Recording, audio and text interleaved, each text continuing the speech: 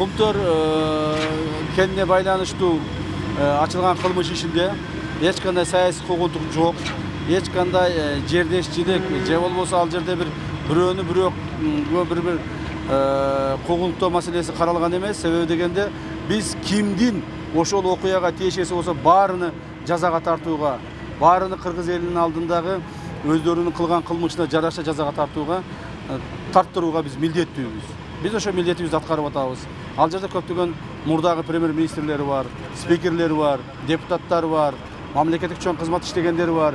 Керек болсо мүмкүн биз кээ бир президенттерди дагы жоопко тартабыз. Мурдагы иштеп кеткен президенттерди. Себеби дегенде алардын дагы ошол жерге түздөн түз тийиштиги бар.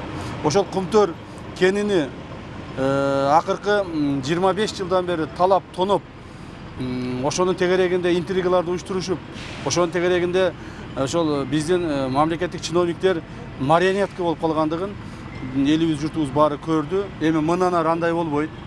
Бүгүнкү бийлик урматтуу президентибиз Садыр Нуркожоевич Жапаровду башында турган бийлик эч кандай Кумтөргө же болбосо мошенниктерге, коррупционерлерге марионетка болбойт.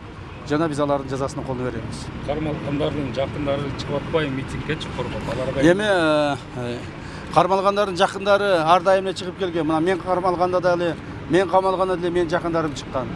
Бирок биз башка өңүттө кармалганбыз. Биз саясий өңүттө кармалганбыз.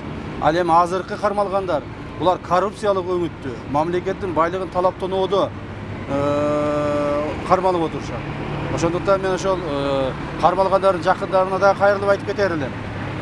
Эл үчүн, мамлекет үчүн, мамлекеттин келечеги үчүн биз эч кимди аябашыбыз керек. Бир тууганың болсо дагы, жакының болсо дагы, өзүңө ушул эң жакын адамың болсо дагы, эгерде ошол адам кайсыл бир деңгээлде коррупциялык иштерге катышы болсо, мамлекетке зыян келтирсе, ал жоопко тартылууга милдеттүү жана биз аны камсыз кылып беребиз. Пирматов боюнча айтып коесузбу? Ким? Жалал атат деп атат го, Пирматов боюнча. Эми мага көп адам жалаан жаап атат.